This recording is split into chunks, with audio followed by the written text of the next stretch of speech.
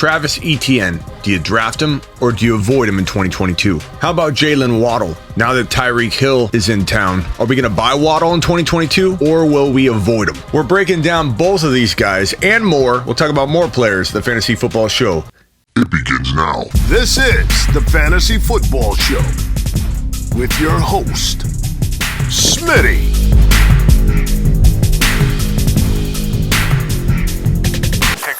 I like Travis Etienne a lot. This time last year, we were talking about Etienne being probably the best pass-catching running back in the NFL draft class 2021. And arguably during the NFL draft last year, when the top three wide receivers were off the board, Etienne was the best pass-catching option left. He got drafted into a horrible situation led by Urban Meyer, James Robinson, Etienne. It was kind of a mess, and they didn't use Etienne properly either. Then he got hurt, fully expected to be ready to go by off-season workouts, and James Robinson's coming back from an Achilles. You know how I feel about that. This guy Cam Akers, I'm not even excited about, and he came back really early. Part of the problem, so I'm not worried about James Robinson. And if you want more on Akers, maybe hang around. I might talk about him at the end. There's some good and bad walking into 2022 when it comes to Travis Etienne. Let's start off with a good, amazing pass-catching running back. He truly has the ability to be a top 10 running back in the NFL. He's got near elite potential. The problem and the negative is that Doug Peterson is now the head coach in Jacksonville, and he loves running and implementing a running back by committee. It's almost a near lock that he's trying to implement a running back by committee. The difference with this situation versus all the other ones that he's ever faced is Etienne's going to rise to the top very easily. And because he's a dual threat and Jacksonville doesn't have big name wide receivers, Christian Kirk's getting paid big boy money, but he's no big dog wide receiver. Etienne's going to be called upon. And even if there's some sort of rotation at the running back position, this guy's going to play wide receiver a lot of the time. You can literally play him on the field at the same time with the running back that Doug Peterson deems worthy of the running back by committee. Trevor Lawrence will learn to lean on Travis Etienne in ways that I think it makes it hard for Peterson to take Etienne off the field. There's still risk that Doug Peterson does rotate, removing a running back, plugging in a running back. Could he misuse Etienne? Absolutely.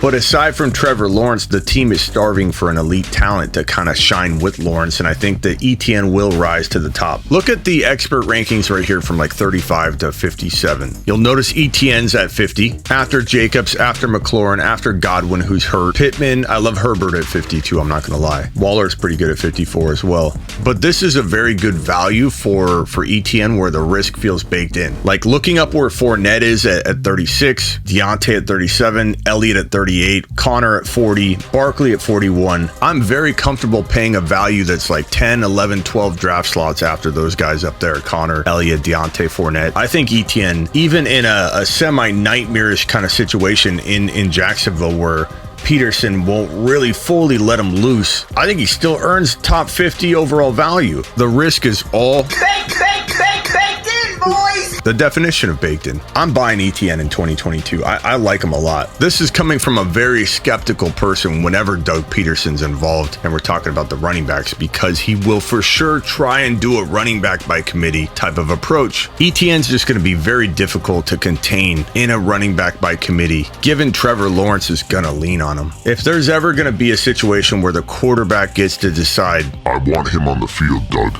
it's going to be this situation right here. Etienne's going to provide Trevor Lawrence with a dynamic he won't find with any other player on the roster. Sign me up all day at 50 to 55 overall for Etienne in 2022. And in Dynasty, I think he'll go a little higher, but he's going to be a value in Dynasty as well. I like him more than a Barkley. I like him more than obviously an Elliott in Dynasty over a recovering Godwin, a Jacobs. Give me Etienne over Jacobs all day long. Redraft Dynasty doesn't matter. Damian Harris doesn't have longevity. I like AJ Dillon at 57 though. Etienne and AJ Dillon feel very similar in terms of Dynasty value. And while we're on that topic, let's talk about AJ Dillon.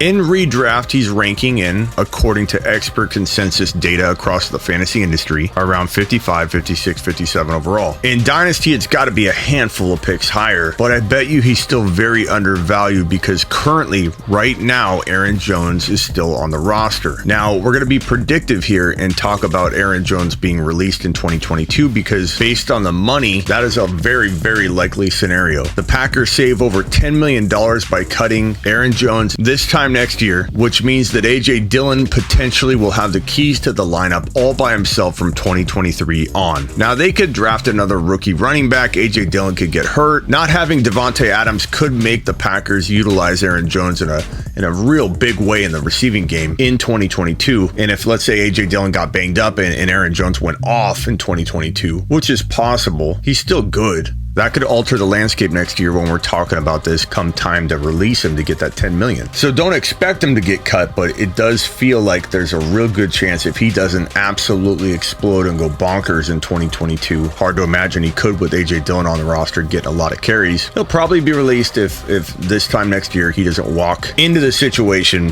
coming off a huge year. If healthy and getting 15 plus carries a game, A.J. Dillon's a 100-yard and a touchdown threat every time he gets that kind of volume. The tricky part in Dynasty is that there's so many moving parts, like the whole, will Aaron Jones get cut? Will A.J. Dillon stay healthy? Will Rodgers even be on the team anymore? Or will he play 1 year and then retire? It's so tough to know, and I think when you play for a whole year or two in advance, it can burn you more than it helps you. Like hanging on to this situation, it might not play out the way you think, and then you're like, God, I wasted 2022 thinking I was making a great move by waiting on A.J. Dillon. But the good news is he's going to be productive in 2022, whether you're waiting on him or not. So he's kind of a crafty dynasty hold or go get, or in a startup, since we're kind of talking draft or avoid. I go get him at the right price, 55 in a redraft, 57 in a redraft, 10 spots, 15 spots higher in a dynasty, probably. Looking at him at like 40 to 45, not a bad range to draft him in, not a huge risk in my opinion. As I mentioned, Etienne and A.J. Dillon probably have very similar dynasty appeal, similar upside, similar risk. I like both more than I like Jacobs. I like both more than I like Barkley, Connor, Elliott, even Deontay, and in dynasty, especially over Fournette. And that would drive him up like near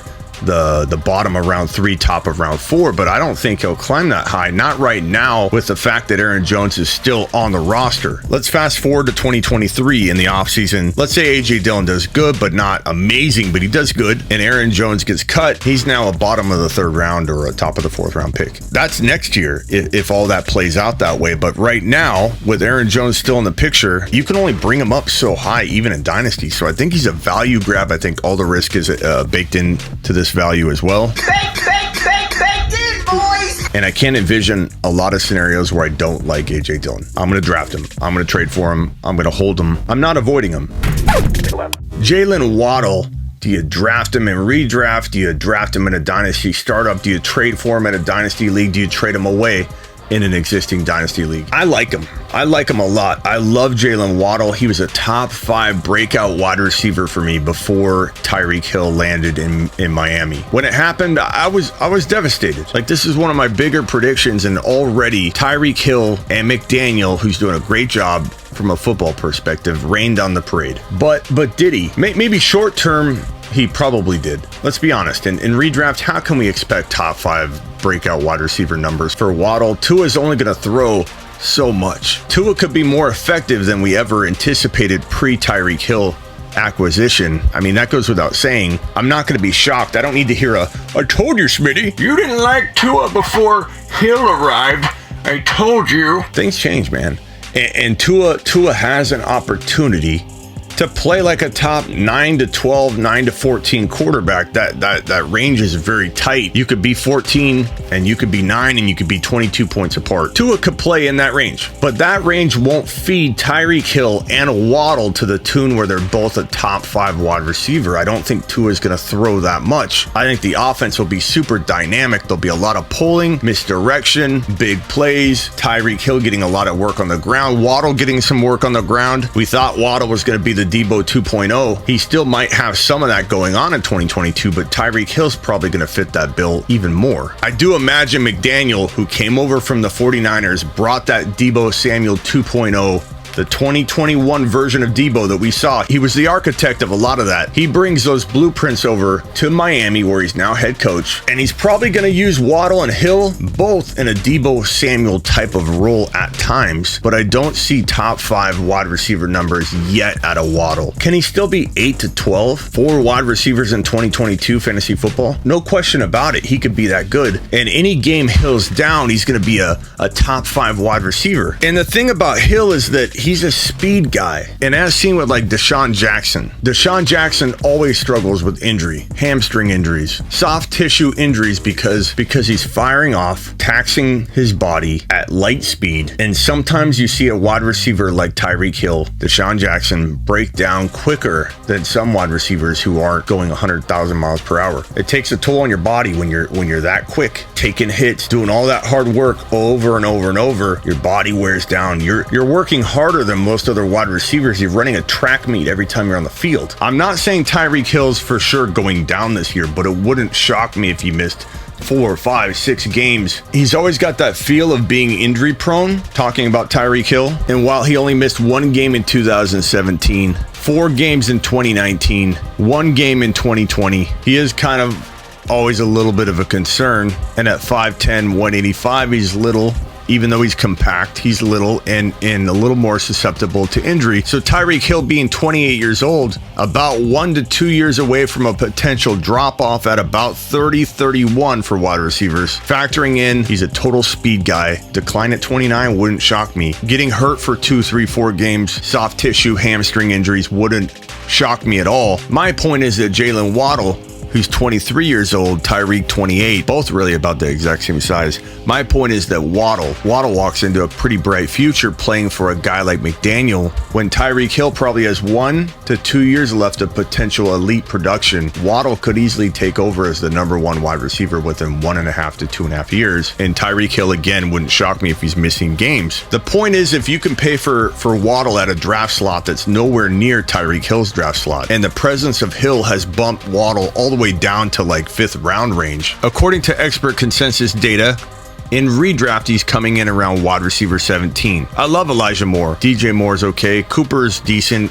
Godwin's hurt. Deontay, no quarterback. That's a great value for Waddle in redraft. I'm buying. I'm not avoiding. I'm buying Waddle in redraft at 17. 4 wide receivers. Look at all the wide receivers above him. Even in his current situation and predicament, I like him over Deontay at 16, Metcalf at 15 with no quarterback. We're talking redraft. Higgins at 14. I like him more than Higgins at 14, even in his current situation. Keenan Allen at 13 is arguable. Mike Thomas, give me a break. Where's that data even coming from? Are experts really ranking Mike Thomas at number 12? Mike Evans, Tyreek Hill. Honestly, if I had to, I'd draft Waddle at 9, 10, 11, but you don't have to. 17. And in Dynasty, we're talking about Waddle at number 10, above every guy I named. Every guy I named in the redraft list is below him now in the Dynasty list, and it feels about right. Like, I'd pay this value in redraft as I just described and mapped out. So what do you think I'm going to say about number 10 overall in Dynasty? I like it. I mean, maybe he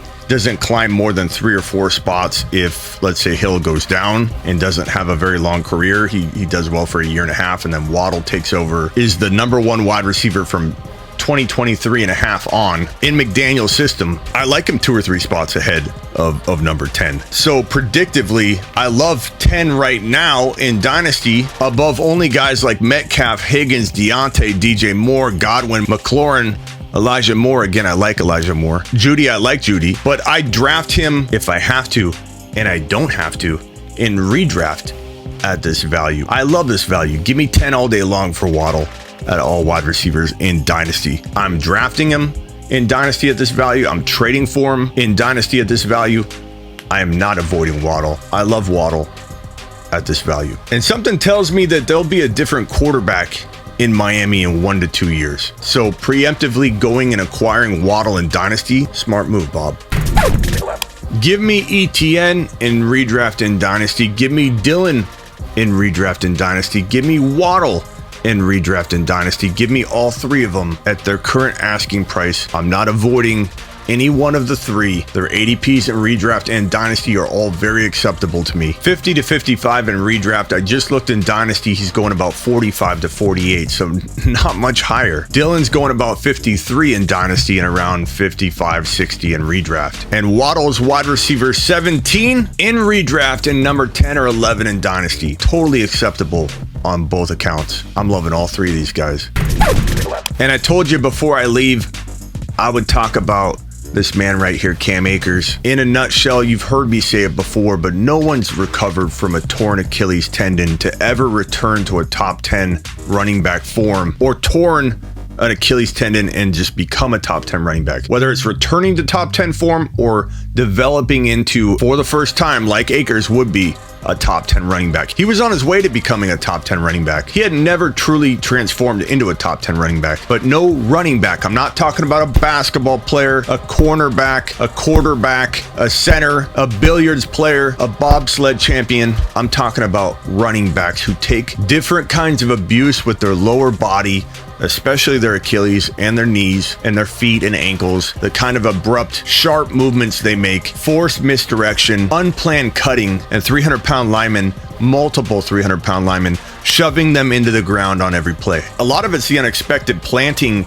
and explosion that a running back endures. Think of it like driving in a car. When you have your hands on the wheel, you rarely get car sick. Or if you're grabbing the Oh shit handle, it helps you not get car sick because you've got control of your movements. So wide receivers, basketball players, they have control of what they're doing. Quarterbacks, yeah, you get hit once in a while, but that's a rarity compared to all the movements you're making constantly on the field as a wide receiver and you're running. Running backs, it's like driving in a passenger seat of a car, not expecting the bumps and turns and stops and goes. If you're blindfolded sitting in a passenger car, that's what it's like running. As a running back in the NFL, you go through a hole, you don't know what direction your body's gonna go because you're getting hit from every side. And so you're planting in ways that are different. You're exploding in ways that are different. Your Achilles tendon is being forced to explode and flex. No other position's taxing that Achilles tendon the way you are as a running back. A lot of unexpected changes in direction, and it's different. There's a reason why running backs don't last very long in the NFL. There's a reason why a running back can play really good football until 26, 27 years old now. But if getting the volume in those scenarios I'm describing, where you have no control and you're getting hit by multiple people and trying to be driven into the ground every time, your knees, your ankle, your Achilles, your feet, your lower body breaks down differently. The abuse is tremendous. That's why a running back, not a wide receiver or a D-back, has never become an elite player after an Achilles tendon tear. Not to mention this man right here was already tagged and coined injury prone walking into last season. You can at me if you want, but he was my number 2 avoid at running back for all of 2021. A very big injury risk from even the way he played in college football. He's reckless with his body. He leads with his head and his neck. He puts his body in unnecessary risky situations on the field. Not to mention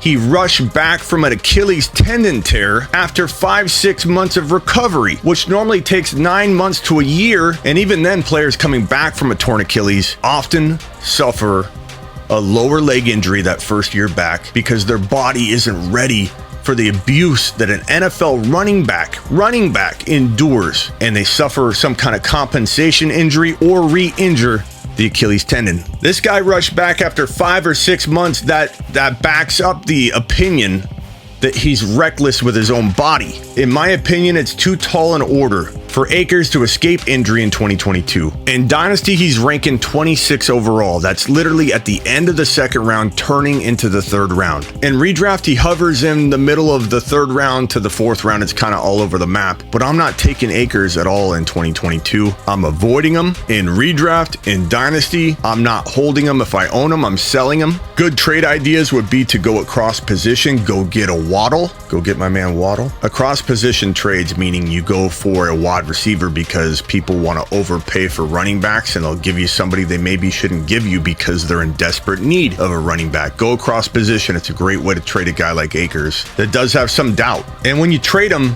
maybe make an attempt to trade one of your other players, but you're not really going to trade him unless the deal's amazing. And then bring Akers up after you fail on making that trade to make it look like you're not worried about him. Because if you just say, hey, do you want Akers? People are going to be like, why? Why? So be careful how you pose your trade. Order of questioning is important. I'll go over order of questioning in my next psychology video. But basically saying, hey, do you want Akers is very different than saying, hey, do you want to trade for my Travis Etienne? And then you ask a ridiculous price and they're like, no. And you're like, well, I might trade Akers. And now that order of how you did it set up a trade differently than if you said, hey, I'm trying to trade Akers. Subscribe if you're new, tell your grandma, tell your friends, tell everybody, and get on over to my rankings, trade calculator, text advice website bold predictions, everything, you name it. Rookie rankings, super rookie rankings, which incorporate the rookies and sophomores only. It's probably the most popular ranking set I have. It helps you get a good grasp on dynasty value. Top 200s, trade calculators, bold predictions, articles, you name it. Get on over to Want bold year-round rankings, trade calculators, and bold predictions? Get on over to sleeperu.com. and subscribe if you're new. Hit that thumbs up button, smash it, and get on over to Underdog Fantasy.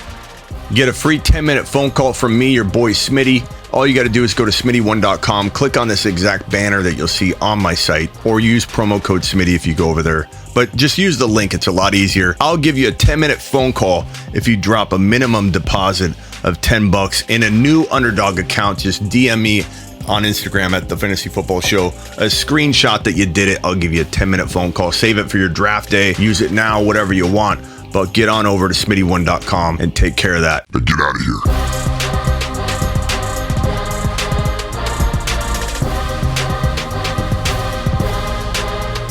This is the Fantasy Football Show with your host, Smitty.